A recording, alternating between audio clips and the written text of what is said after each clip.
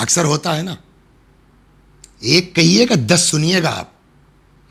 یہ اکثر لوگ بولتے ہیں نا جی. امام نے فرمایا اگر کوئی تم سے اس طرح کی بات کرتا ہے کہ ایک کہو گے 10 سنو گے, 10 سنو گے, تو تمہارا جواب ہونا چاہیے 10 کہو گے ایک نہیں سنو گے.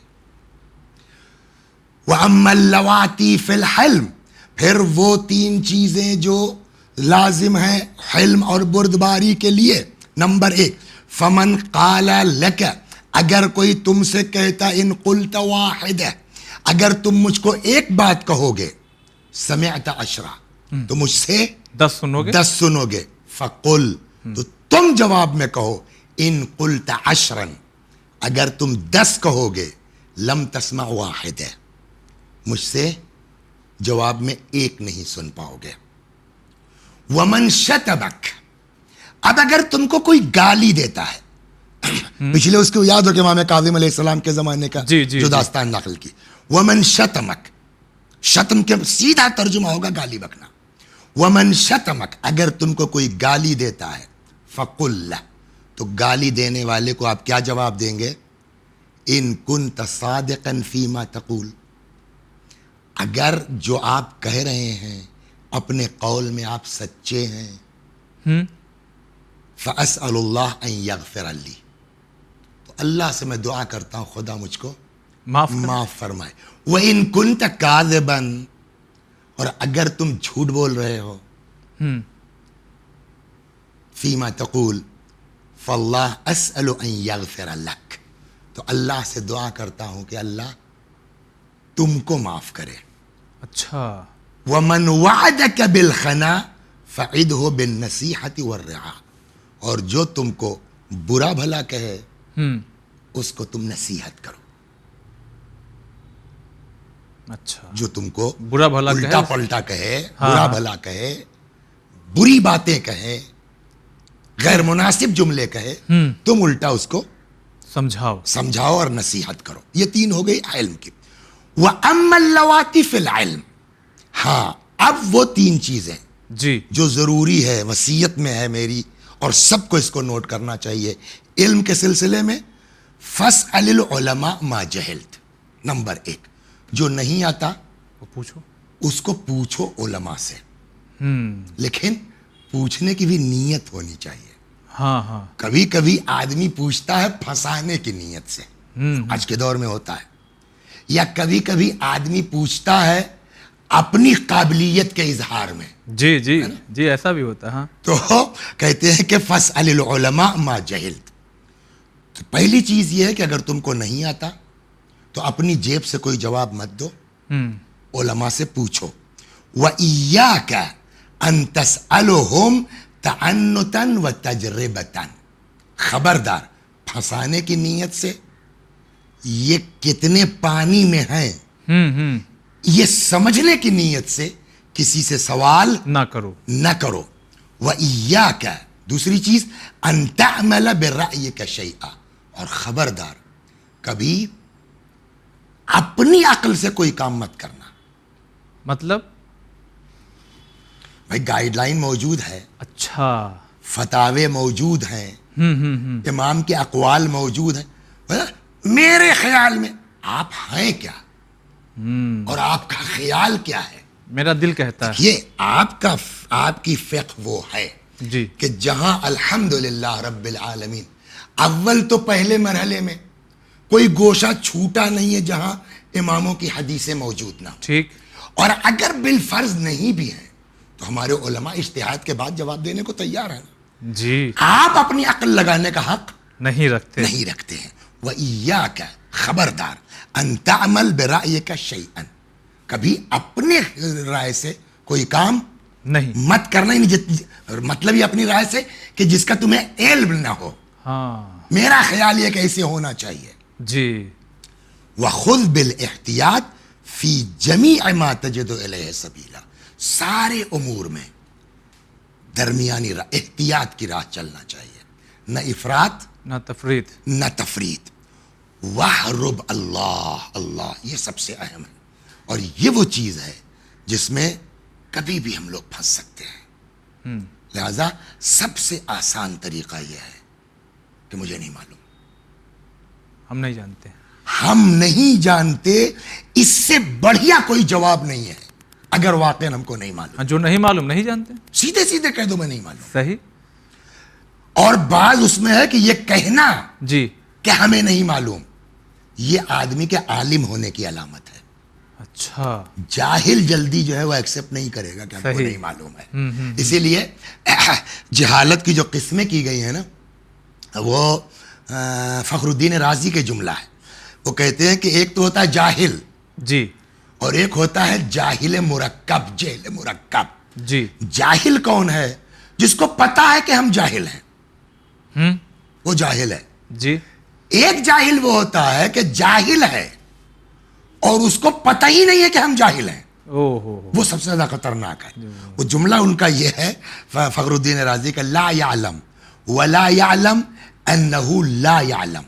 وہ شخص جو نہیں جانتا اور یہ بھی نہیں جانتا کہ ہم نہیں جانتے وہ کیا ہے؟ جاہل مرکب. لہذا فرماتے ہیں وَخُذْ بِالْاحْتِيَاطِ فی جمیع ما تجد الیہ سبیلا. جہاں تک ممکن ہو سکے سارے مسائل میں احتیاط کا دامن ہاتھ سے نہ چھوٹنے پائے. وَحْرُبْ بھاگو فرار کرو. کاہے سے؟ من الفتیہ فتوہ دینے سے. وَحْرُبْ بھاگو فتوہ دینے سے. کس طرح؟ حربک من الاسد. جیسے شیر سے آدمی بھاگتا ہے جان بچا کر کے ویسے ہی بغیر علم کے فتوہ دینے سے بھاگو. اور اس طرح کی روایات ہیں کہ بغیر علم کے اگر کوئی فتوہ دیتا ہے تو آدمی جو ہے وہ دنیا معاف ہو سکتی ہے یہ انسان معاف نہیں ہو سکتا ہے. اچھا. کسی کے لیے کسی نے کوئی دین بھی نہیں. بہت دعا جو ہے گڑ گڑا کے مانگ رہا تھا. ظاہراً جناب موسیٰ کے دور کے کس کی بات ہے. اللہ نے کہا کہ اتنا یہ گڑ گڑائے روئے کہ اس کی گردن الگ ہو جائے میں اس کو معاف نہیں کروں گا جب تک کہ جتنے لوگ اس کی وجہ سے گمراہ ہوئے ہیں ان کو واپس صحیح راستے پہ نہ پلٹائے. کہاں سے پلٹائے گا؟ وہ تو کتنے تو مر چکے ہیں اس میں. لہذا یہاں امام نے فرمایا کہ وَحْرُبْ مِنَ الْفَتْفُتِيَا حَرْبَكَ مِنَ الْأَسَدِ. جیسے شیر سے بھاگتے ہو ویسے بھاگو. ویسے بھاگو فتوہ دینے سے اگر تمہارے پاس. وَلَا تَجْعَلْ رَقْبَتَكَ لِلنَّاسِ جِسْرًا. اور خبردار اپنی گردن کو لوگوں کے لیے پل مت بناؤ. ہم تو کہہ دیں گے نا کل. صحیح بات ہے کہ آپ نے بتایا. سے کیا مطلب؟ ان کے سر پہ پگڑی تھی امامہ تھا ٹوپی تھی ممبر بیٹھتے تھے انہوں نے ممبر سے بیان کیا ہم نے ان کا سن کے کہا ہے تو وہ تو تمہاری گردن پہ رکھ کے پار ہو گئے نا. ہو گئے. خبردار اپنی گردن کو لوگوں کے لیے پل قرار مت دو. قم انی یا ابا عبداللہ. اس کے بعد اتنا کہنے کے بعد اتنی محنت کے بعد عنوان بھائی کو ٹائم ملا تھا 94 ایئر کی 94 ایئر اولڈ اور اتنی محنت کے بعد دنیا بھر کی منت کے بعد ان کو موقع ملا تھا. امام نے بس یہ مختصر سی حدیث سنائی اور اس بعد کہا اٹھے تشریف لے جائیے اب آپ. کیوں؟ حالات خراب ہیں. نہیں حالات کے علاوہ بحث یہ نہیں ہے کہ ہم نے کتنا پڑھا ہے. صحیح. جتنا پڑھا ہے پہلے اتنے پر عمل کر لو پھر آگے کے چکر میں پڑھو. صحیح. اگر یہ کرو گے تب تو علم رہے گا. میں نے وہ حدیث سنائی تھی اس سے پہلے والے میں کہ العلم یحتف بالعمل. علم پکارتا ہے عمل کو. فإن اجاب اگر جتنا سیکھا ہے آپ نے اس کے مطابق آپ کا مولانا صاحب عمل ہے تب تو علم آپ کا رکے گا. نہیں تو وَإِلَّا فَارْتَحَلَ عَنْهُ. علم غائب ہو جائے گا. ایک چیز اور بتاتا ہوں جو علم حاصل ذہن میں آئی ہے اس کو پورا کر لیتا ہوں پھر عرض کرتا ہوں. قم عنی یا ابا عبداللہ. بھیا ہو گئی نا بات آپ کی اب تشریف لے جائیے. قد نصحت لک. جتنی نصیحت کرنا چاہیے تھی ہم نے آپ کو اتنی نصیحت کر دی ہے. ولا تفسد علی وردی. ہمارا دعا عبادت وغیرہ بھی ہے تو ہماری دعا میں عبادت میں ڈسٹرب نہ کیجیے. آپ کا کام ہو گیا جاؤ اتنے پر عمل کرو.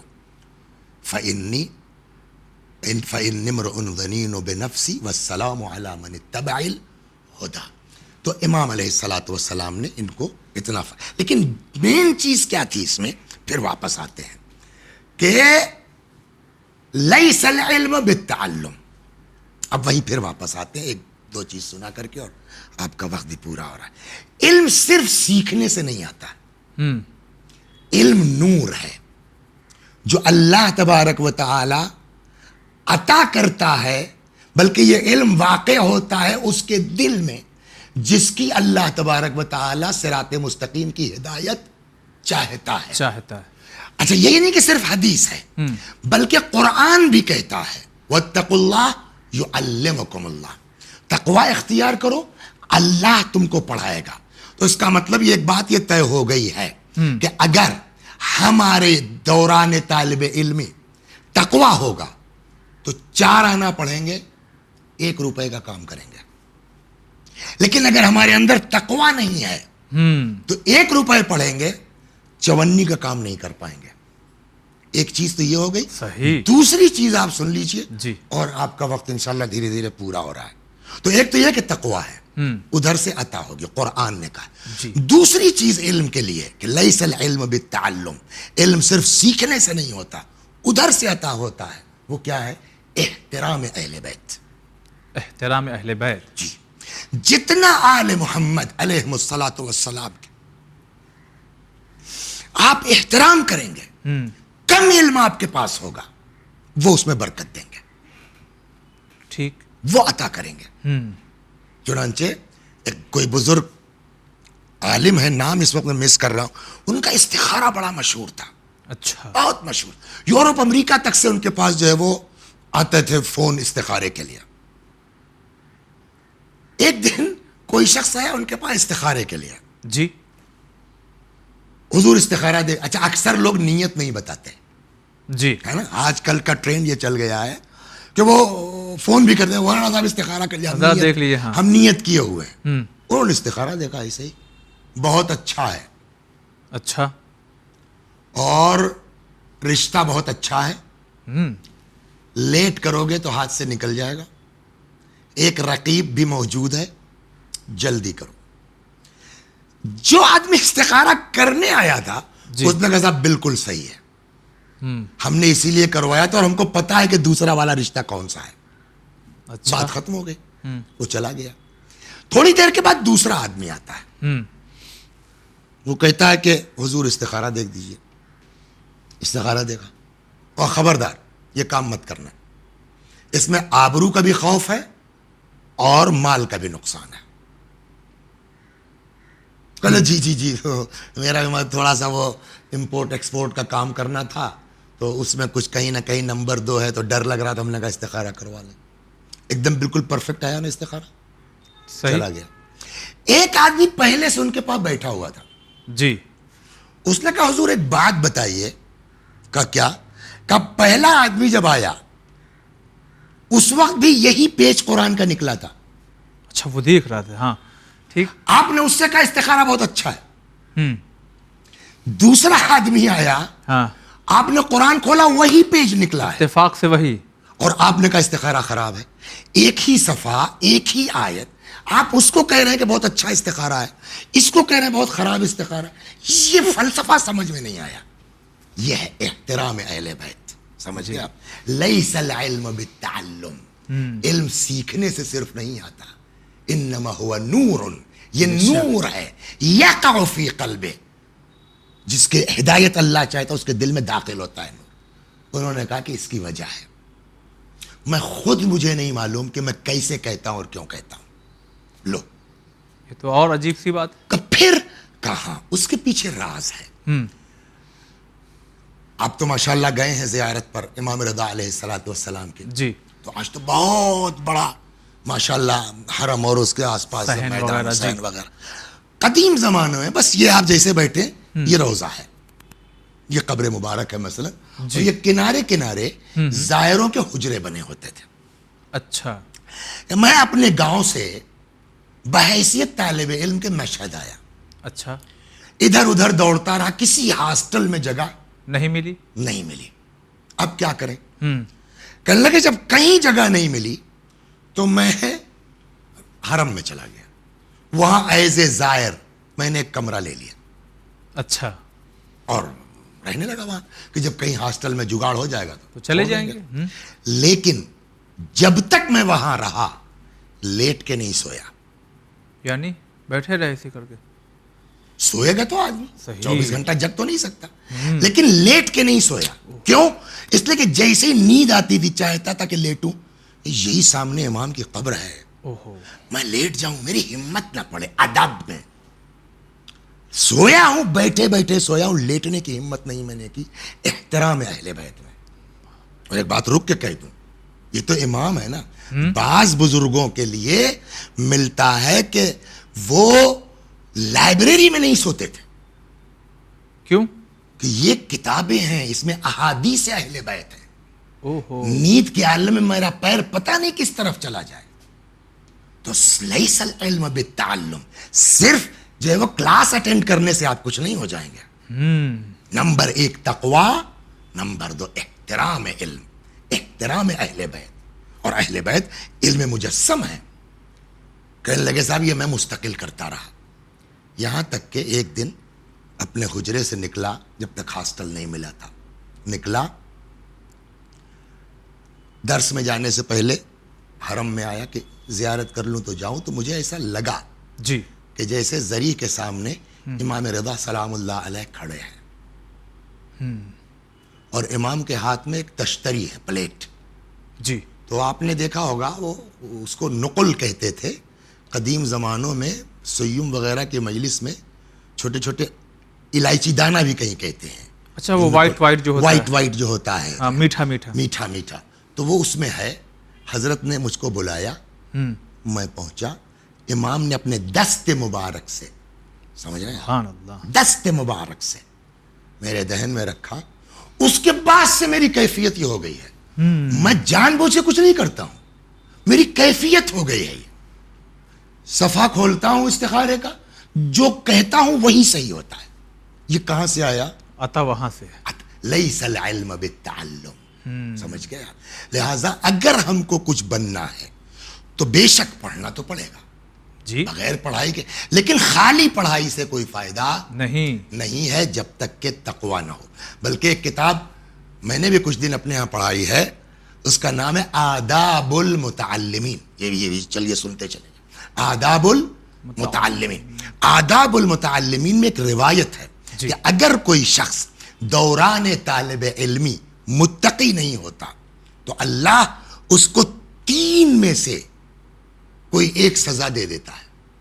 اچھا, اگر اسٹوڈنٹ لائف میں آدمی متقی نہیں ہوتا تو کیسے آپ دیکھتے ہیں نا کہ یہ بھی ایم ڈی ہیں, یہ بھی ایم ڈی ہیں, یہاں بھیڑ لگی ہوئی ہے, بلکہ یہ معمولی سا بی یو ایم ایس ہے, ہاں, اس کی دوا سے فائدہ ہو رہا ہے, ایم ڈی ڈی ایم کی دوا سے فائدہ نہیں ہو رہا ہے. ایسا ہے, دیکھنے میں آیا. جی, روایت ہے. ایک جگہ بہت اچھا ہے, وہ ایک کسی ڈاکٹر صاحب کا انتقال ہوا تھا کورونا میں, تو اس پر میں نے مجلس پوری سی طبابت کے اوپر پڑھی تھی. کبھی موقع ملے گا تو انشاءاللہ یہاں اس کو ریکارڈ کرواؤں گا. تو اس میں روایت ہے, قرآن کہتا ہے نا وَإِذَا مَرِضْتُ فَهُوَ يَشْفِينِ, جب بیمار ہوتا ہوں تو شفا کون دیتا ہے؟ اللہ دیتا ہے. کسی نے پوچھا یا رسول اللہ جب خدا شفا دیتا ہے تو فَأَيْنَ الطَّبِيبُ, ڈاکٹر کے ہم کیوں جائیں؟ تو طبیب سے کیا مطلب ہے؟ رسول اللہ نے فرمایا طبیب رسول اللہ علیکم, ڈاکٹر اللہ کا رسول ہے تمہاری طرف. اس معاملے میں شفا دینے والا وہ ہے, جی, لیکن شفا بھیجتا کس کے ہاتھ سے ہے؟ ڈاکٹر کے ہاتھ سے. تو اس کا مطلب یہ کہ جب وہ رسول ہے تو اس کے اندر وہ صفات بھی تو آئیں گے نا. صحیح. شاید یہی وجہ ہے کہ ممکن ہے معمولی سا آر ایم پی, کیا کہتے ہیں اس کو, رجسٹرڈ میڈیکل پریکٹیشنر, صرف کچھ نہیں آتا اس کو, وہ صاحب جو ہے وہ معمولی سی دوا دے رہا ہے, کورونا سے آدمی ٹھیک ہو گیا, اور یہ جا کر کے صاحب وہاں 15 لاکھ روپے لگا کر کے ہم لاش لے کر کے آ رہے ہیں. لہذا بس آخر ہاں, تو وہ روایت, آپ کا وقت ختم ہوتا ہے. 3 سزاؤں میں سے کوئی ایک سزا دے سکتا ہے اللہ, اگر کوئی طالب علمی کے زمانے میں تقوی اختیار نہیں کرتا. ان یمیتہ فی ایام شبابہ, نمبر 1 جوانی میں موت آ سکتی ہے. 2 اللہ اس کو دیہات میں رکھ سکتا ہے. دیہات کا کیا مطلب ہوا؟ میں اس کو میری بھی سمجھ میں نہیں آیا. فیکٹ یہ ہے مولانا محمود الحسن صاحب قبلہ اعلی اللہ مقامہ انتقال ہو گیا ان کا جون پور میں. جی جی جی.